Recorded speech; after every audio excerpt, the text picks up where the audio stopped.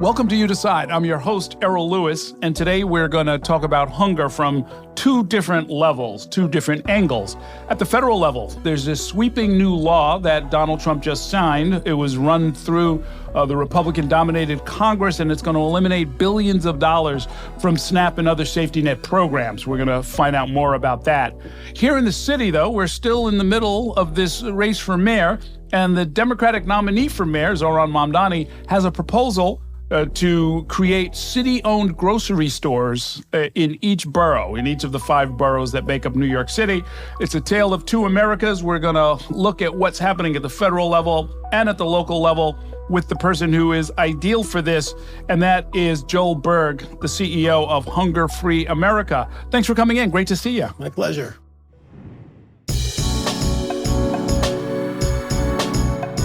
So let's talk about this big bill that Congress just passed. It was intended to make tax cuts from the first Trump term permanent. That, of course, requires trillions of dollars. It takes trillions of dollars out of the budget. Congress chose to make it up by cutting into social assistance programs, including SNAP. How is the law going to do that? It's just god-awful. I mean, the first thing to keep in mind is they didn't have their policy proposals that they thought were good public policy for food and healthcare. They had a number of how much they needed to cut to pay for their tax cuts for the rich. And then they added on a number of another $60 billion to cut from food assistance to pay for essentially corporate welfare for large farm operations. I don't even say farmers, people who own farmland. So that was another $60 billion. So the final bill is cutting $290 billion just from SNAP, roughly $700 billion from Medicaid, so nearly $1 trillion.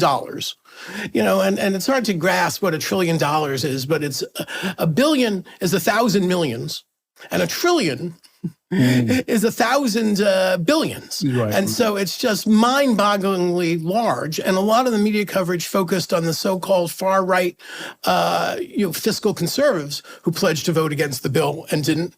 But frankly, the so-called moderates, who I don't think are actually moderates, got off scot-free. You know, in the Senate, there were 3 Republicans votes against the bill, one of whom announced he's retiring, concorded with announcing he's voting against the bill. And one of the 3 said the cuts weren't big enough, Rand Paul.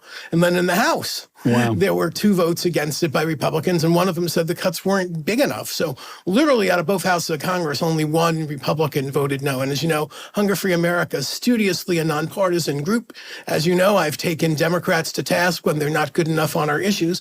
But the fact of the matter is, every single Democrat in the House of Representatives, every single Republican in the United States, every single Democrat in the House of Representatives, and every single Democrat in the U.S. Senate voted no. And virtually every Republican voted yes. So it was fashionable for many years, when it was no longer true, to say this is a bipartisan issue. But it really isn't anymore. And they've done a bait and switch. A little of the money is coming from work requirements.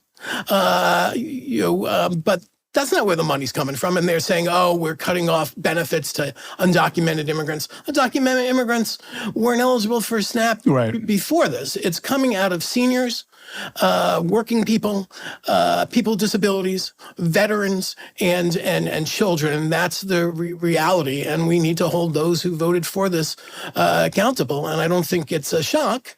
I know you occasionally dabble in discussing politics, that most of the cuts won't be implemented until after the midterm elections. If the majority was just so proud of these accomplishments, you'd think they'd do it sooner. Well, yeah, that's an interesting thing. The staging of all of this really sort of matters, so that the tax cut side of it is going to take effect in time for people when they file their 2025 taxes in April of 2026.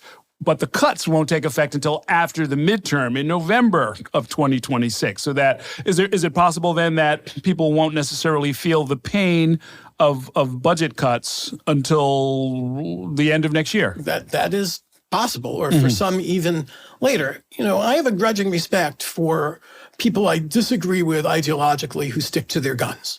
So Rand Paul, I probably couldn't agree on the day this is being taped, but he voted against it. Right. And if you really want to understand the hypocrisy of what they've done, the whole idea of basing how much states would have to pay out of their pocket for SNAP, what used to be called food stamps, was based on the idea that, well, the states really had to have skin in the game. And there's a whole nother issue that the error rates aren't fraud rates. They're marginal administrative error rates, sometimes too much in benefits, sometimes too little. And sometimes people eligible for $2.20 a meal and, God forbid, get $2.30 a meal. So it's a crazy metrics anyway. But the whole idea of the original version of the bill, if it's the states had the highest error rates, you'd make them pay more out of their pocket. Sure. And the Republicans and the conservatives, I was on a national radio show with the American Enterprise Institute, which is run by my old sparring partner, Robert Doar. And someone representing him said, well, you want skin in the game to give incentives for the states to do better. And so what did they do? Alaska, and they desperately wanted the vote of Senator Murkowski. Alaska had by far the highest error rate in the country. And so they passed originally language that said this doesn't apply to non-contiguous states with the lower 48. The Senate parliamentarians said, you can't do that. Right. And they came back and said, okay, we're going to exempt the 10 states with the highest error rates. So the greatest irony of all is that to assuage Alaska, New York may have briefly gotten a reprieve and has this really, really, really perverse incentive to possibly have an even higher error rate. Sure. Just to not have those matching funds.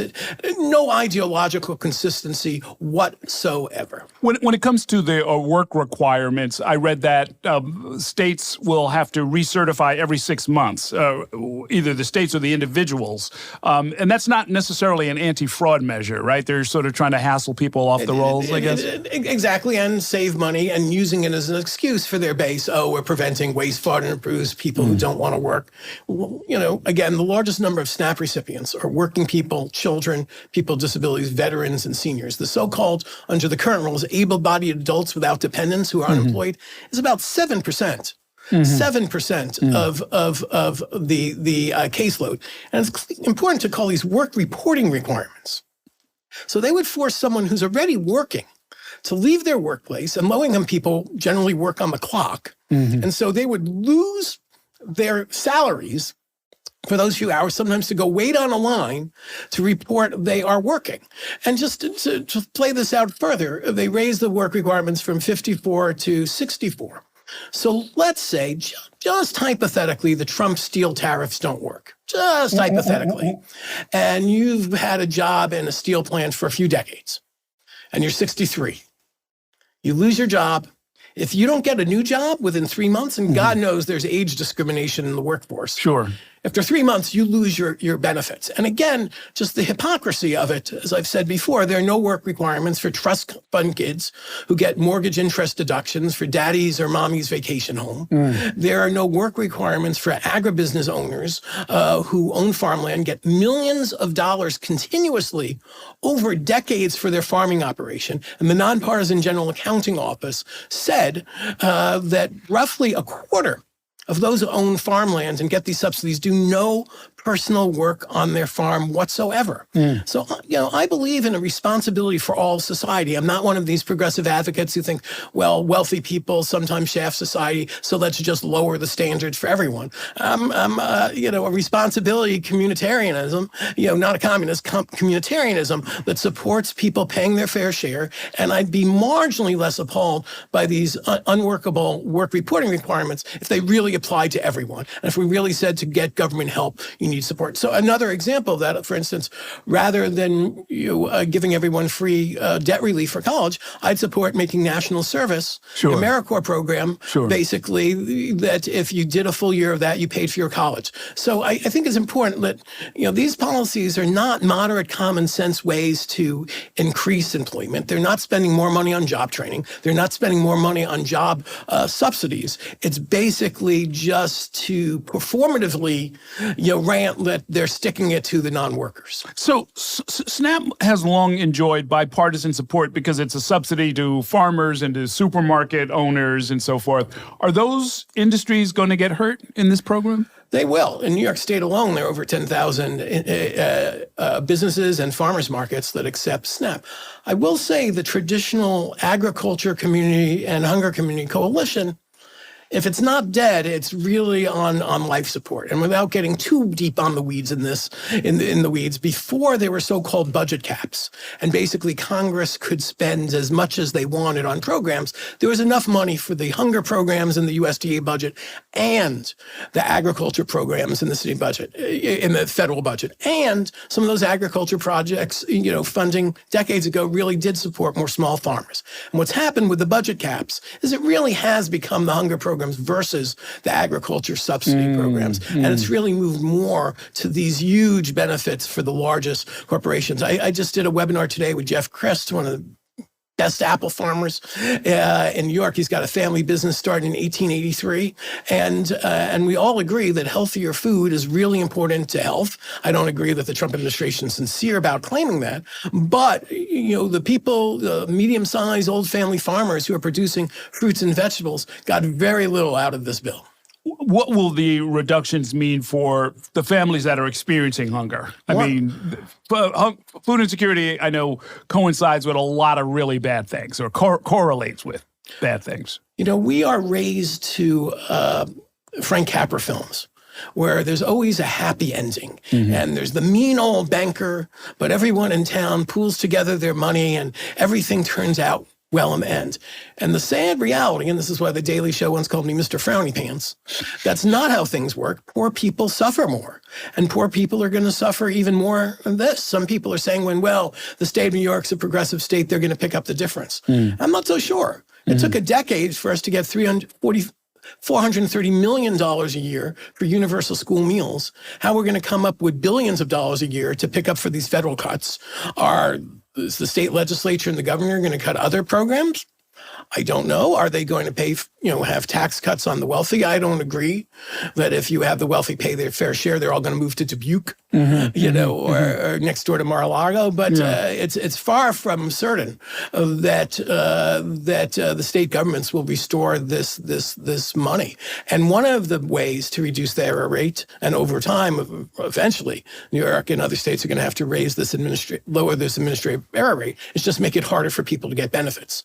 So this really is a lose-lose-lose population. I also just add that I'm a progressive who is worried about the deficit and worried about the debt. My old boss, Bill Clinton, understood that if you wanted to support progressive governments and robust government policies, you have to pay for them, including with tax increases in the rich. And he was trying to support corporate welfare cuts for things like mohair subsidies, which were started in World War II to subsidize uniforms for people. And he did, bring down the deficit. A debt and deficit over time that is exploding is, like everything else, going to hurt poor people more. When the economy gets sick, poor people get cancer.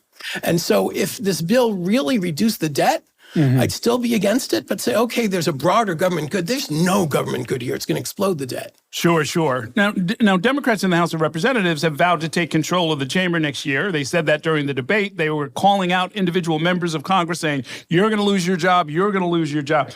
If they do get control, whether it's this Congress, whether it works out the way they want, whether they're in control or not, with a big majority or not, what can the next Congress do to fix some of the downsides you're describing? I think they should restore, all these cuts, but also they need a different kind of messaging. And I say this to my colleagues in the anti-hunger world, who sometimes imply that low-income people don't want to work. Most are working, and those who are unemployed or underemployed desperately want better-paying jobs. We actually started a job training program in Chicago and Baltimore to train people for jobs in social service work, not just blue-collar living, poverty work.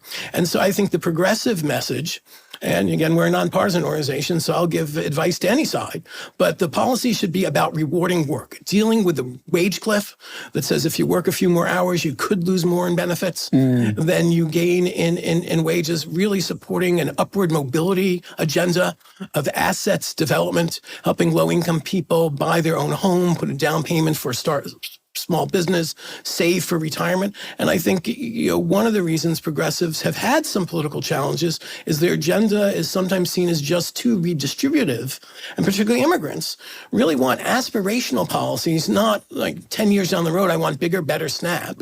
Of course, if you ask people, do you want more or less food benefits, they'll say more. But that's not on their dream wall. Their dream wall is to enter and stay in the middle class. So sure, if the Democrats get it back in power, they should restore these cuts, but they also need a bigger, bolder, aspirational, really economic empowerment agenda. And that will do both be very politically popular and do even more to reduce hunger and poverty. So, Mr. Mamdani, the Democratic nominee, has promised to open 5 publicly owned supermarkets, one in each borough of the city, to help lower the cost of groceries, especially in so-called food deserts. I know it's not a new idea, but is it a good idea? And let me first preface this, as I always do when I talk about campaigns, that Hunger Free America is a nonpartisan organization, doesn't take sides in campaigns. And personally, I'd like to believe I'm as progressive as they come. I think it's insane that we don't have a government-run single-payer healthcare system in America. That being said, working on food issues for a few decades now, I don't know that the best way to reduce hunger and make groceries more affordable is necessarily to have government-run grocery stores. Nonprofits have tried to run grocery stores. It's very difficult.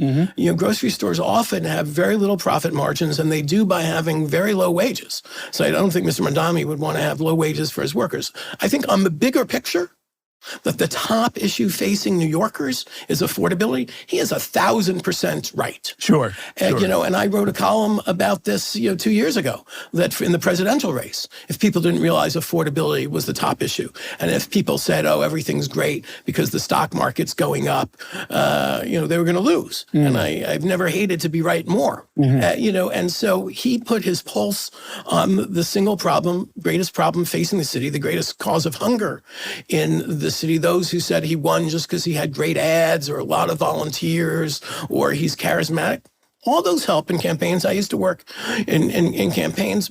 But to gloss over the centerpiece of his message, that the wealthier are getting wealthier at the expense of the working class and driving them out of the city is a huge mistake. He's 1,000% right on that, whether you support him or oppose him, for mayor and any candidate. It's funny because I thought with the supermarkets, first of all, I've been doing the food shopping for my family since I was a kid. So I'm aware of how really, really hard and really, really complicated it is. You've got to get all these purveyors. You've got to make sure the workers show up on time. You've got to keep the store clean. There's a million different things that are going on. And, I love to watch, like all New Yorkers, the local bodega perform these miracles, whether they're Latino or Yemeni. These guys, they have to work 28 hours a day. They're scratching out a living. They're not getting rich, but they're making it happen. And I figure that doesn't sound like something government can do well, necessarily. Yeah, and again, nonprofits that have troubles. I live in Park Slope. I'm very familiar with the Park Slope Food Co-op, which does make it work as a nonprofit, but they have people with extra time on their hands who volunteer, and so a lot of their labor is free. Yes. A food co-op in the Bronx started by someone very smart with an accomplished business degree failed because working people in the Bronx couldn't volunteer. So, look, Ross Barkan, the journalist turned politician, maybe turned journalist. Again, don't get any ideas, Errol. No, been there.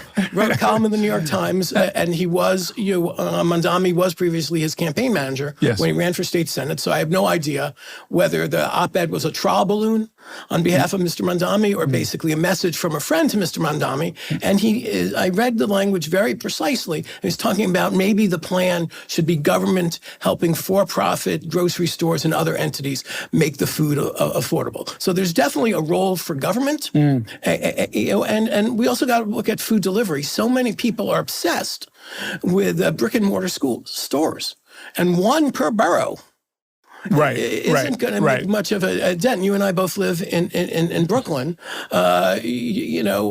People living in public housing in Coney Island are not going to travel 45 minutes. No, of course not. Of course not. To go shopping. No, it's clear to me. It's clearly just a demonstration. It's symbolic, but it's an important symbol saying, like, look, I'm putting this out here. That's how much I want to try and help you. Whether it actually works or not, whether or not we can bring it to scale or not, I am going to be fighting for you. So it's a perfect symbolic issue to put on your campaign website, which is what he's done. And other than that, it's pretty much harmless, right? Because as you've educated me, there are 3 million people who are experiencing food insecurity that get fed by New York or by SNAP benefits every day. Statewide. In New York, it's a little over 1 million, but yeah. So a million people in the city are getting help every day. You know, the 5 stores are not going to make that much difference. Now, let me ask you about this. I did not realize that there are 17 states, the one I know about is New Hampshire, where there's actually a state-owned monopoly on liquor sales, right? So I know liquor is not food, but for some people it is. But in the case of New Hampshire, there's a whole culture that has sprung up around the 80 state-owned liquor stores. And people go on liquor runs so they can come back to Boston with all of this cheap booze that they got in New Hampshire. So clearly some version of this could, in fact, lower prices for people. I think some combination of government efforts and market forces are probably the right mix. And you're absolutely right. The issues you stand for are basically representatives of your values. And so, people think, oh, he said this, let's look at the decimal point. People want to know the values. Trump won, and I hate to tell my lefty friends who think the election was stolen, I knocked on enough doors. No, Trump won this time. And he's still not going to build a wall, and that was never the point. That's right. It's basically messaging, signaling to his supporters that I support these values. And there's so much that a progressive mayor can do on these issues. I think as critical I've been on Eric Adams just as a citizen, his food policy office run by my old friend and colleague Kate McKenzie's really doing a great job. And I think he's probably one of the few Adams people, or she was originally a de Blasio person, that the new mayor should keep. So there's some really smart, talented people in the city government. Not all of them have been, driven out. And I hope, the next mayor, whoever it is, can really rely on them while bringing in fresh blood and bringing in more progressive. Well, yeah, let's talk about that. This is my last question for you is what does the next mayor and city council need to do about the perennial problem of hunger in New York City? First and foremost, they need to make housing affordable. I'm not a housing advocate, but I'd first say, make housing affordable. You've dramatically reduced hunger. You need to raise wages and then make it easier to access the government safety net programs. I will die on this hill that New York City still has the lowest school breakfast participation out of any big city in the United States. Now that Governor Hochul has made free school meals universal and paid for by a combination of the state and federal government, it makes universal school breakfast even more important. Half the kids in New York City that don't get school lunch get school breakfast. So that should be really low-hanging fruit that the next mayor should be working on, and maximizing access to the federal nutrition program. When you and I were, you held a forum that I was happy to moderate for mayoral candidates. You had an interesting proposal about building food into neighborhood planning. Say a little bit about that. Absolutely. One thing that Scott Stringer proposed when he was city comptroller was something we've been advocating for, to have neighborhood delivery hubs. For instance, a delivery center at public housing community centers. That's pretty popular in rural areas now, growing that Amazon might have some lockers. But we've got to move beyond just the focus on brick and mortar retail. And so having these delivery hubs where a company, instead of going up to 5 different apartments, braving 5 different elevators that may or may not work, having huge parking tickets, can just deliver to one place. And it's much better for the customers because they don't have to wait for the delivery to come. Sometimes like waiting for the cable person can be like waiting for Godot. For those who are not viewers of Irish drama, means Godot never came. Spoiler alert. that I think that's a proposal that would make sense. Yeah. And every time we're upzoning or downzoning, any of these changes, we ought to look at where food delivery spots are, where food retail spots are. Urban agriculture is never going to do anything but dent the problem, but we should certainly build that in, to urban planning, and it should be just just a central feature of everything we think about, just as much as density and sewer lines. One of my other little obsessions is around the quality and quantity of food that people eat when they do get their hands on it, right? We have obesity, we have diabetes, we have all of the metabolic syndromes that come with eating an unhealthy diet. Is there a way to sort of dovetail that with your movement? Absolutely. Hunger Free America previously had in New York City what we called a community-supported agriculture project, where people bought shares in regional farms, mostly low-income people. We heavily subsidized it with grant money. We also accepted SNAP benefits, and we had waiting lists in some of the lowest income neighborhoods in New York. If you build it, they will come. If you make healthier food more affordable and physically available and convenient for low-income working people, they will eat it. There is a myth, and frankly, that myth has some unfortunate racial biases underneath it, some unfortunate racial gender biases beneath it, some unfortunate class biases believe it, that low-income people don't eat healthily because they're too lazy or ignorant. That's just not true. Build it, they will come. Make healthier food more affordable and available. We can both reduce hunger and reduce obesity and increase life expectancy. Well, yeah, I mean, you've got to make it. I mean, look, I went through an entire diet change a little over a year ago because I had some negative health information. And my cardiologist said, look, go on this diet, right? Basically, the Eric Adams, the Cleveland Clinic heart healthy diet, which is essentially vegan, right, with no oil. And when you see the numbers move, when you see within 6 odd weeks that you've dropped a bunch of weight, that all of your critical numbers are moving in the right direction, it really was a great incentive. And then along the way, you're like, hey, you know what? I like fresh strawberries. I like fresh blueberries. I like fresh produce. And its ingredients, it's actually pretty cheap down at the bottom of the food chain. Yeah, a whole other thing government's got to do is work with medical schools to have more nutrition education for doctors. Yes. 10 years ago, when I wrote my first book, a little more than 10 years ago, I looked at Harvard Medical School. They had a few hundred electives, like 3 on nutrition, dozens on heart disease. I once went to a cardiologist that said I had high cholesterol, and I asked, could I change that with diet and exercise? Yeah. And this well-trained cardiologist said no. So even in the medical profession, there's crazy. a lot of ignorance, and the money is in pharmaceuticals. Yeah. And so we need to change that, and the city and the federal government can do that. And if Robert F. Kennedy was serious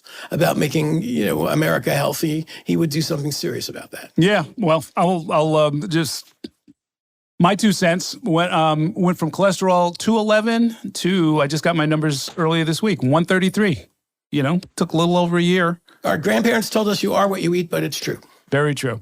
Well, thanks very much for coming by. We're going to continue to cover this, and I hope that we'll have some better news to talk about next time you come through. Hope so, too. Okay.